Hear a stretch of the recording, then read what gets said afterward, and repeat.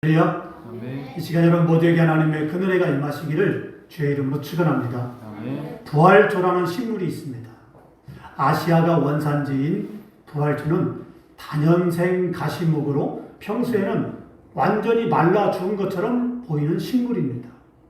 평소에는 공처럼 몸을 말고 있다가 바람을 따라서 이리저리 다니다가 물을 만나면 몸체가 퍼지면서 꽃을 피우고 열매를 맺고 씨앗을 퍼뜨립니다. 부활초는 겉으로는 완전히 죽은 것처럼 보입니다. 하지만 물을 만나거나 비가 오면 다시 살아납니다. 그 생명력이 얼마나 대단한지 무려 100년이 넘어서도 다시 살아날 수 있는 신비한 능력을 가지고 있습니다. 예수님은 부활이요 생명이십니다. 예수님은 십자가에 죽으시고 장사한 지 사흘 만에 부활하시고 사망권세를 깨뜨리고 부활했습니다. 이런 예수님은 우리 안에 생명의 씨를 주셨습니다. 우리 모두는 죽게 됩니다. 하지만 세상 마지막 때 예수님이 다시 이 땅에 오셔서 생명의 음성으로 우리를 부르시면 신비하게도 우리는 영원히 죽지 않고 부활의 몸으로 다시 살아나게 될 것입니다. 할렐루야. 아멘. 본문은 부활과 하나님의 지혜라는 제목의 말씀이에요. 이 시간 우리는 본문을 통해서 왜 우리가 하나님의 지혜를 구하며 믿음으로 살아야 하는지를 깨달으며 은혜를 받고자 합니다. 하나님의 지혜는 세상의 지혜와 다릅니다. 본문 6절 말씀 보십시다.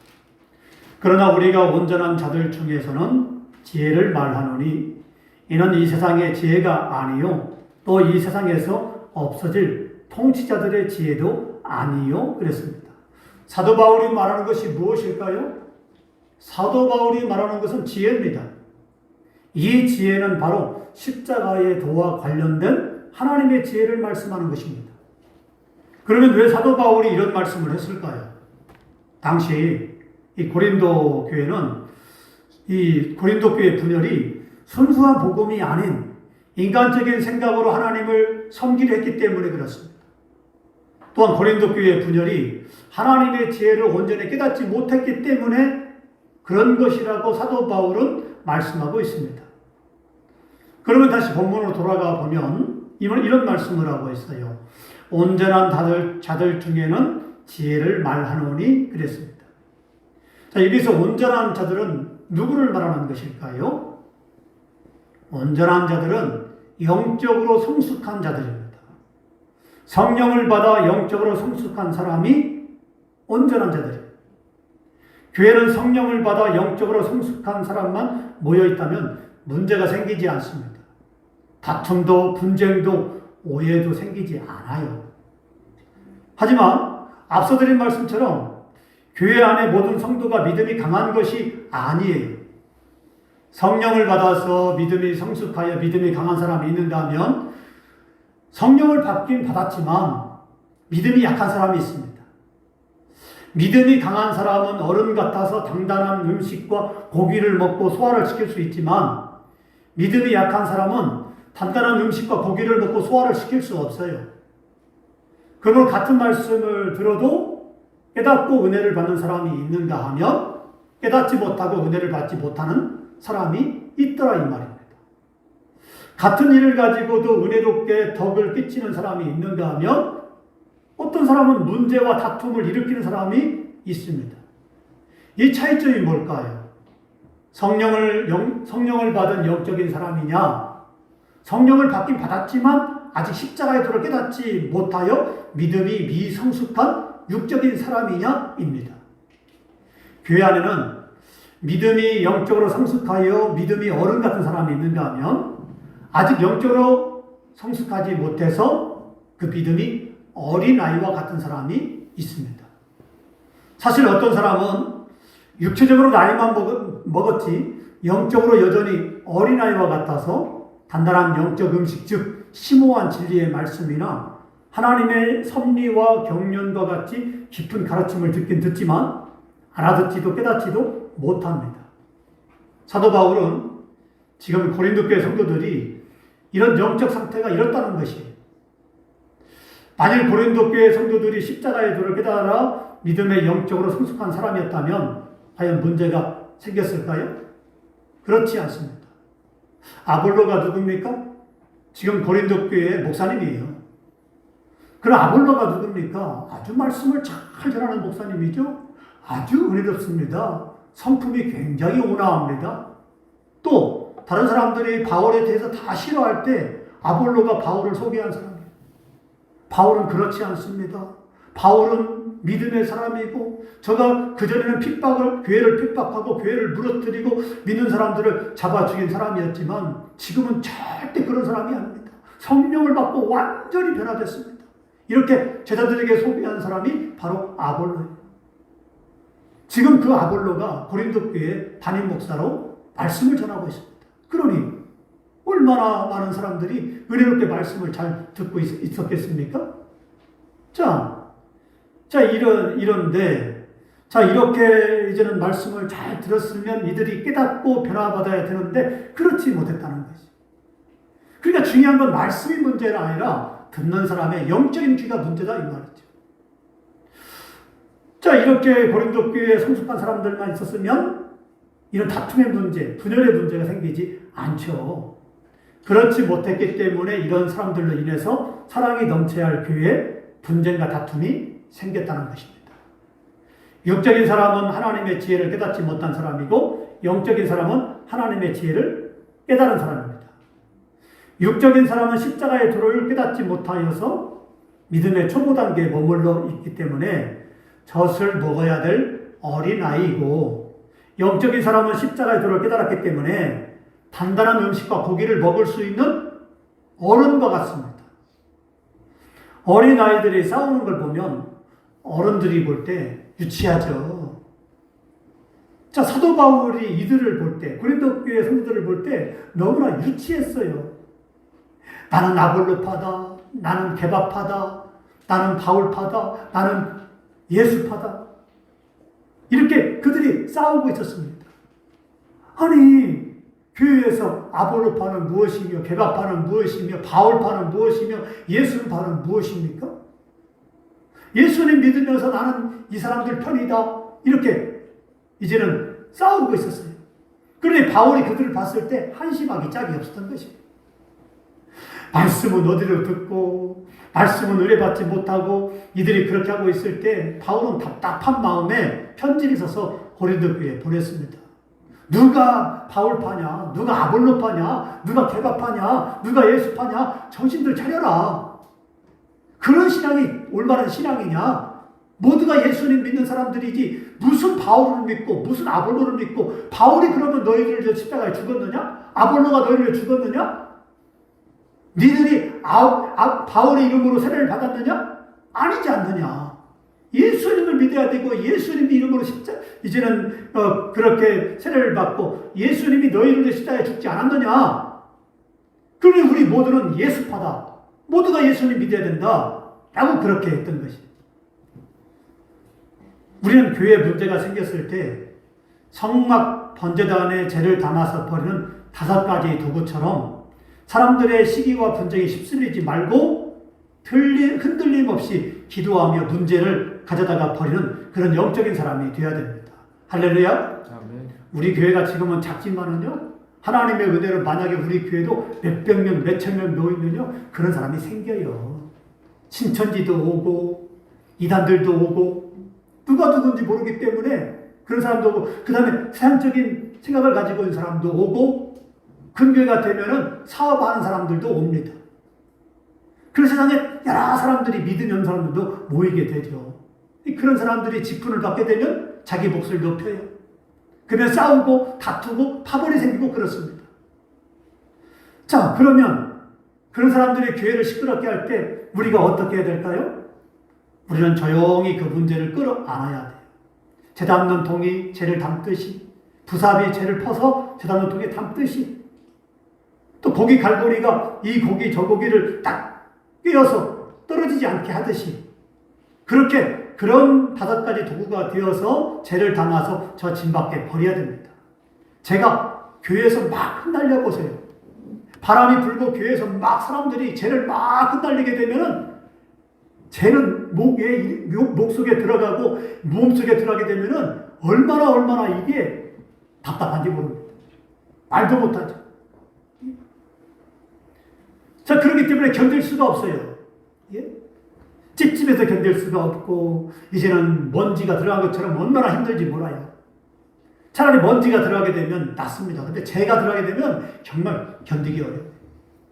자, 이렇게 되었을 때 우리는 어떻게 될까요? 그 재가 흩날리지 않도록 우리가 담아야 돼요. 기도해야 됩니다. 부르짖어야 돼요. 이렇게 됐을 때 하나님이 우리 가운데 역사하십니다. 그 기도로, 우리의 기도로 말미암아 교회의 문제가 이제는 다 없어지게 되는 것입니다. 바로 우리는 그렇게 쓰임받는 사람이 돼야 되지, 교회의 문제를 일으킨 사람이 되어서는 안 됩니다. 바로 교회의 문제를 일으키는 사람은 바로 믿음이 없기 때문에 그래요. 성령을 받았지만 아직 미성숙하기 때문에 그렇습니다. 하나님의 지혜는 이 세상의 지혜와 본질적으로 다릅니다. 이 세상의 지혜는 없어질 지혜로 사람들에게 구원을 주지 못하지만 하나님의 지혜는 영원히 남아서 사람들에게 구원을 줍니다. 자, 이것에 대해서 사도 바울은 이렇게 말씀합니다. 본문 7절 말씀 보십시다. 오직 은밀한 가운데 있는 하나님의 지혜를 말하는 것으로서 곧 감춰졌던 것인데 하나님이 우리의 영광을 위하여 만세전에 미리 정하신 것이다. 그러면 은밀한 가운데 있는 하나님의 지혜는 무엇이냐? 여기서 하나님의 지혜는 십자가 사건을 말합니다. 예수 그리스도의 십자가 대속 사건이 바로 하나님의 지혜예요. 십자가 사건은 인간의 이해와 지혜를 뛰어넘는 신비한 사건이에요.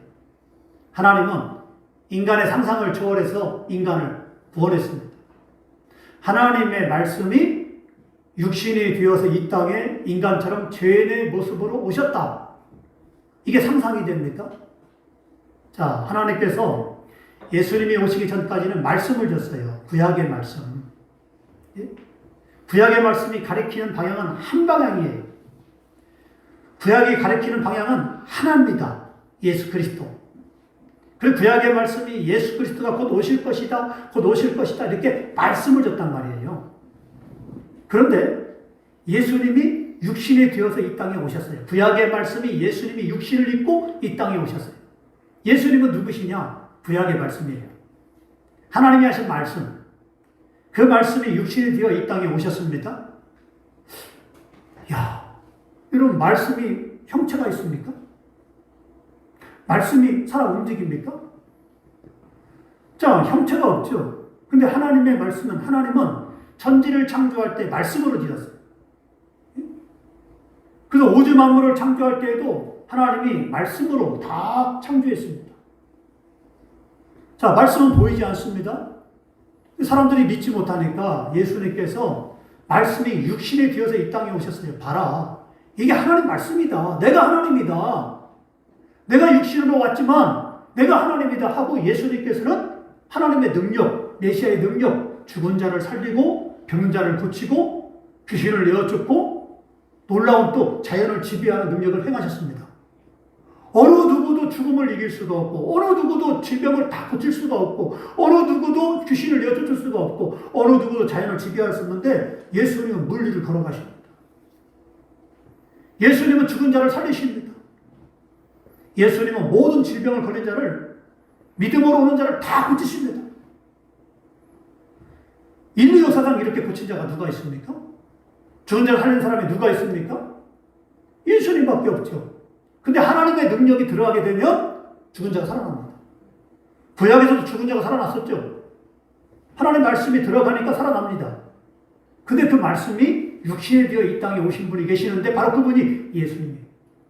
또 예수님이 얼을 만져주시면, 예수님 말씀하시면 죽은 자가 살아나고 병자가 고쳐지고 놀라운 기적이 일어납니다.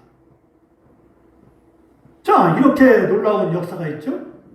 인간 편으로 볼 때 이것은 말도 안 되는 거예요. 그런데 더 말도 안 되는 것이 있습니다. 그것은 하나님이 죄인된 인간의 손에 저주받은 십자가에 달려 죽으셨다는 것이에요. 거룩하시고 전능하신 하나님이 인간의 몸으로 이 땅에 오셨다는 것도 말도 안 되는 것이고, 또 하나님이 인간의 손에 의해서 인간처럼 죽었다는 것은 더더욱 말도 안 되는 것이에요. 그래서 예수님이 하나님이 되어서 이 땅에 오셔서 십자가에 죽자 사람들이 믿지 않아요. 저분이 하나님이라면 어떻게 십자가에 죽냐? 좀 말도 안 된다. 또 하나님이 어떻게 인간의 몸을 입고 이 땅에 오시냐? 그건 말도 안 되는 것이다. 사람들이 그렇다고. 그래서 예수님의 십자가에 달리시자 사람들이 비웃습니다. 네가 하나님이면, 네가 하나님의 아들이면 당장 십자가에 내려와라. 그러면 우리가 믿겠노라. 비웃습니다. 예수님은 공짜가 십자가에 죽으세요. 다 실망합니다. 제 아들은 두려워합니다. 도망갑니다. 도대체 우리가 무엇을 믿은 거야? 무슨 저분이 메시아야? 죽었잖아. 끝났잖아. 이제 다 끝났어. 다 헛된 것이야. 그리고 제자들, 베드로를 비롯해서 제자들이 갈릴리 바닷가로 에스테말로 돌아가 버리고 합니다. 그들은 다시 그물을 던지고 배를 타고 고기 잡이로 나갔습니다. 그런데 역전이 일어났어요. 반전이 일어났어요. 부활하신 예수님께서 얘들아, 고기가 많으냐? 고기가 잡혀? 배 오른편에 고기를 그물을 던져봐라. 그날 너 한 마리도 고기를 잡지 못했는데 누가 저기에서 배 오른편에 그물을 던져라라고 하니까 배 오른편에 그물을 확 던집니다.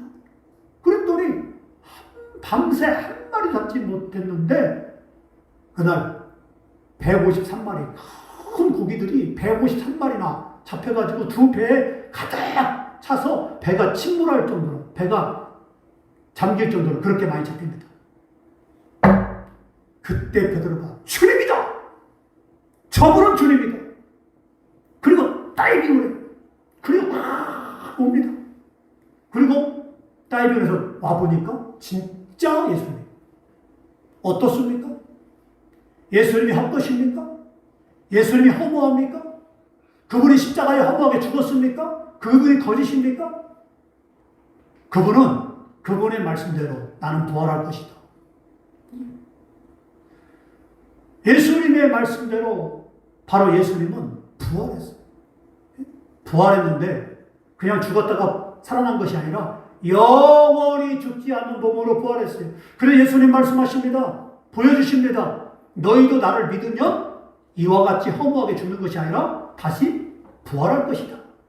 라는 말씀을 듣고 그리고 예수님의 몸을 만지면서 부활한 예수님을 체험했을 때 그들이 어떻게 되었습니까? 죽을까봐 달아나고 죽을까봐 문을 걸어 잠그고 있었던 자들이 부활한 예수님 믿고 그들이 문을 박차고 나가서 죽일 테면 죽여봐라 라고 복음을 전했던 사람들이 바로 제자들이었고 이제 제자들이 나가서 한결같이 다 순교하고 복음을 전하다가 죽게 되었습니다. 그래도 그들은 하나 두려워하지 않았어요. 오히려 복음을 전하다가 죽는 것을 가장 기쁨으로 여겼죠. 이게 부활의 능력입니다. 말씀이신 하나님이 육신이 되어서 이 땅에 오셔서 모든 인류의 죄짐을 짊어지시고 십자가에 죽으셨습니다. 바로 그분이 하나님의 어린 양 되신 예수 그리스도십니다. 구약의 번제로는 더 이상 인간을 구원할 수 없기 때문에 하나님은 예수님을 이 땅에 보내셔서 인간의 모든 죄를 그에게 전가시키고 그런 예수님은 죄를 짊어진 어린 양으로 십자가에 죽으셨습니다. 그러므로 단번에 그가 십자가에 죽으심으로 이제는 누구든지 예수님을 믿기만 하면 구원을 얻도록 하나님은 너무나 쉽게 구원의 길을 활짝 열어놓으셨습니다. 그런데 이런 놀라운 일을 하나님은 만세 전에, 그러니까 세상을 만들기 전에 이미 다 계획했다는 것입니다. 그러므로 십자가의 복음은 인간이 만들어낸 것이나 소설이나 지어낸 상상적인 이야기가 아닙니다. 십자가는 픽션이 아니라 논픽션이고 허구가 아니라 실제라는 것입니다. 이것을 믿는 사람은 영적인 성숙한 사람이 되는 것이고 믿지 못하는 사람은 미숙한 육적인 사람이 되는 거예요. 예수님이 나 같은 죄인을 구원하기 위해서 하늘보좌를 버리시고 내가 죽어야 될 십자가에 나 대신 죽었다는 것을 믿으면 십자가만 바라보아도 예수님이라는 이름만 들어도 감사의 눈물이 쏟아져야 정상이고 날마다 나를 구원하신 하나님을 감사와 기쁨으로 찬양하며 살아도 부족합니다. 그런데 이런 사람에게는 세상의 고난이나 어려움이나 안됨이나 실패가 전혀 문제가 되지 않습니다. 이런 것 따위로 슬퍼하거나 낙심하거나 절망하지 않아요. 왜냐하면 이런 것보다 십자가의 은혜가 비교할 수 없을 만큼 더 크기 때문에 그래요. 아니, 오히려 그럼에도 불구하고 날마다 십자가를 바라보며 나를 구원하신 하나님을 찬양할 수밖에 없습니다. 그렇다면 여러분은 어떤 삶을 살고 있습니까? 정말 십자가의 구원이 얼마나 감사해서, 날마다 너무나 감사해서 날마다 어떤 환경을 만날지라도 감사와 기쁨으로 찬송하며 살고 있습니까? 지금 현재 여러분의 모습을 한번 보십시오. 여러분의 믿음을 한번 보시라 이 말이에요. 여러분은 육적인 그리스도인입니까? 아니면 성숙한 영적인 그리스도인입니까? 성숙한 영적인 그리스도인이라면 어떤 경우에도 십자가만 바라보며 나를 구원해 주신 하나님을 찬양하며 살아가시기를 주의 이름으로 축원합니다. 아멘. 만일 이 세대의 통치자들이 하나님의 지혜를 알았더라면 감히 하나님을 십자가에 못 박아 죽이지 않았을 것입니다. 본문 8절과 9절 말씀 보십시다. 이 지혜는 이 세대의 통치자들이 한 사람도 알지 못하였나니 만일 알았더라면 영광의 주를 십자가에 못 박지 아니하였으리라. 기록된 바 하나님이 자기를 사랑하는 자들을 위하여 예비하신 모든 것은 눈으로 보지 못하고 귀로 듣지 못하고 사람의 마음으로 생각하지 못하였다 함과 같으니라 그랬습니다. 자, 이 지혜를, 여기서 이 지혜를 이 세대의 통치자들이 한 사람도 알지 못했다는 것이에요. 사람의 지혜, 육신의 지혜로는 하나님의 심오한 계획을 이해할 수도 알 수도 없습니다. 왜냐? 영적인 일은 영적인 것으로 분별하기 때문에 그래요. 자, 이것에 관해서 사도 바울은 이렇게 말씀합니다. 그렇기 때문에 육신의 사람은 하나님의 일이 어리석게 보이고 알 수도 없는데 이런 일은 영적으로 분별되기 때문에 그래요. 로마서 8장 7절로 8절 말씀에 이렇게 말씀합니다. 육신의 생각은 하나님과 원수가 되나니 이는 하나님의 법에 굴복하지 아니할 뿐 아니라 할 수도 없습니다. 육신에 있는 자들은 하나님을 기쁘시게 할 수 없느니라 그랬습니다. 그러니까 같이 신앙생활을 하고 교회 나오고 하나님 말씀을 듣고 예배를 드린다 할지라도 하나님을 기쁘시게 하는 사람이 있는가 하면 하나님을 기쁘시게 못하는 사람이 있더라 이 말이죠. 인간의 생각으로 자꾸 하나님을 섬기는 사람이 있는가 하면 믿음으로 하나님을 섬기는 사람이 있더라 이 말이죠. 인간의 생각을 뛰어넘어서 하나님의 마음을 헤아리고 하나님 뜻대로 살아갈 수 있는 힘은 어디서 나오느냐? 바로 성령의 능력에 나오는 거예요. 내가 성령의 충만함 받고 믿음으로 살아갈 때 하나님 법에 순종할 수 있습니다. 그렇기 때문에 누가 하나님의 지혜를 알고 누가 하나님 법에 순종하며 누가 하나님을 기쁘시게 할 수 있느냐? 바로 성령을 받았으되 영적으로 성숙한 사람이 그렇게 할 수 있다는 거예요. 그러나 성령을 받긴 받았지만 육적인 사람은 자꾸 말할 때 육적인 말만 해요. 그 하나님이 할 때도 육적인 생각으로 하는 거예요. 그러니까 하나님 말씀을 듣긴 들었지만 그러니까 하나님 말씀을 들을 때 그건 그렇지만 현실은 이래요. 라고 하나님 바라보는 게 아니라 현실만 바라봐요. 하나님 말씀은 그렇지만 단서를 잘. 그렇기 때문에 하나님 말씀에 순종하지 못하는 거예요. 하나님 말씀에 순종하지 않는 거예요. 하나님 말씀에 순종할 수 없는 거예요. 왜? 겉으로 볼 때는 믿음 있는 것처럼 보이지만 실상은 성령의 역사가 없는 빈껍데기의 믿음을 가지고 있기 때문에. 그렇기 때문에 하나님 말씀에 굴복하지도 못하는 거고 하나님을 기쁘시게 하지 못하는 거예요. 하나님 말씀에 굴복해야 돼. 믿음이라는 건 뭐냐? 하나님 말씀에 굴복하는 거예요. 굴복되는 거예요. 나는 없어지는 거예요. 나는 죽는 거예요. 하나님이 이렇게 옮겨놓으면 이쪽으로 옮겨지고 저쪽으로 옮겨지는 거예요. 말씀이 이끄는 대로 가는 거예요. 그냥. 그래서 우리 신앙생활은 하나님 말씀이 이끌어 가는 대로 가는 거예요. 내가 죽었는데 내가 하고 싶은 대로 할 수 있습니까? 내가 하고 싶은 대로 갈 수 있습니까? 안 죽었기 때문에 내가 하려고 하는 것이고 안 죽었기 때문에 내가 내 뜻대로 하려는 거예요. 내가 하고 싶은 대로 가려고 하는 것이고 내 인생도 내 뜻대로 하려는 것이에요.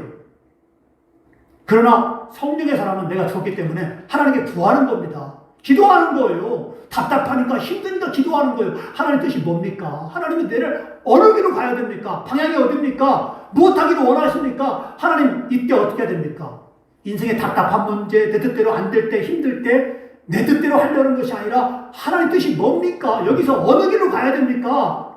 동입니까? 서입니까? 도대체 하나님 뜻이 무엇입니까? 라고 묻고 또 묻는 거예요. 하나님은 그런 사람에게 응답하십니다. 자, 그렇기 때문에 우리는 영적인 성숙한 사람이 돼야 된다 이 말입니다. 본문 10절 말씀을 보십시다. 자, 10절 말씀 같이 읽겠습니다. 자, 시작. 오직 하나님이 성령으로 이것을 우리에게 보이셨으니 성령은 모든 것 곧 하나님의 깊은 것까지 통달하시느니라. 누가 하나님을 기쁘시게 할 수 있습니까? 하나님의 깊은 것까지 통달할 수 있는 성령을 받은 사람. 그러니까 그냥 성령이 아니라 하나님의 깊은 것을 통달할 수 있는 성령. 누가 효자입니까? 부모의 마음을 아는 자가 효자예요. 부모님의 마음을 시원하게 하는 자가 효자입니다. 부모님 뜻대로 사는 자가 효자예요. 돈 많이 벌어다가 좋은 집 사주고 좋은 자가용 사주고 이게 효자가 아니에요. 아무리 그렇게 해도 부모님 마음을 속상하게 하면 그 돈 아무 소용없어요. 그 돈, 그 좋은 집 아무 필요 없어요. 너 다 가져가라. 너 돈 다 가져가. 너 좋은 집 다 가져가. 네가 가져가. 나 필요 없다. 내 말에 거역하고 나를 속상하게 하는 너는 필요 없다 합니다. 하나님도 마찬가지. 하나님 말씀에 순종하고 하나님 말씀에 순종하고 하나님을 마음을 시원하게 해드리는 그런 자가 성령을 받은 사람 이 말입니다. 바로 그런 자가 부활의 신앙을 가진 믿음의 사람이에요. 요한복음 11장을 보면 부활을 믿는 자와 부활을 믿지 못한 자가 극명하게 보여지고 있습니다. 예수님은 죽은 지 나흘이나 된 나사로를 다시 살리시기 전에 나사로의 여동생 마르다에게 이렇게 말씀하십니다. 내 오라버니가 다시 살리라. 그러자 마르다는 엉뚱한 소리를 합니다. 예, 마지막 날 부활 때에 다시 살아날 줄을 내가 아나이다. 예수님은 예수님의 말씀을 전혀 알아듣지 못한 마르다에게 다시 이렇게 말씀하십니다. 나는 부활이요 생명이니 나를 믿는 자는 죽어도 살겠고 무릇 살아서 나를 믿는 자는 영원히 죽지 않아 지금 살아날 것이다. 지금. 내 말을 믿으면 지금 살아날 것이다. 라고 말씀합니다. 그리고 마르다에게 말합니다. 이것을 내가 믿느냐? 그리고 나사로의 무덤 앞에 가서 예수님이 나사로야 나오너라 큰 소리로 지릅니다. 그렇게 나사로를 부르니까 죽은 지 나흘이나 되었던 나사로가 죽어서 썩어버린 나사로가 무덤에서 저벅저벅 걸어 나옵니다. 할렐루야. 아멘. 나사로는 죽은 지 나흘 만에 다시 살아났지만 이것은 장차 예수님의 부활을 예표할 뿐 진짜 부활이 아니에요. 왜냐하면 나사로는 세월이 흘러서 다시 죽었기 때문에. 진짜 부활은 예수님처럼 영원히 죽지 않는 몸으로 다시 살아나는 것이에요. 누구든지 예수님을 믿으면 예수님처럼 영원히 죽지 않는 몸으로 부활할 것입니다. 그러므로 우리는 이 땅에 썩어지고 없어질 것에 헛된 것에 소망을 두지 말고 영원한 천국에 부활의 소망을 두며 살아야 됩니다. 할렐루야. 아멘. 사랑하는 여러분, 우리가 하나님의 지혜를 구하며 믿음으로 살아야 하는 이유는 부활이 있고 영생이 있고 천국이 있기 때문에 그래요.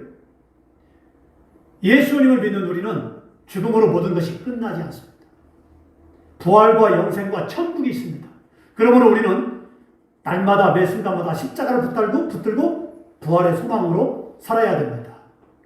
이 부활의 소망으로 죽음을 이기고 세상을 이기며 복된 삶을 살아가는 저와 여러분 되기를 주의 이름으로 축원합니다.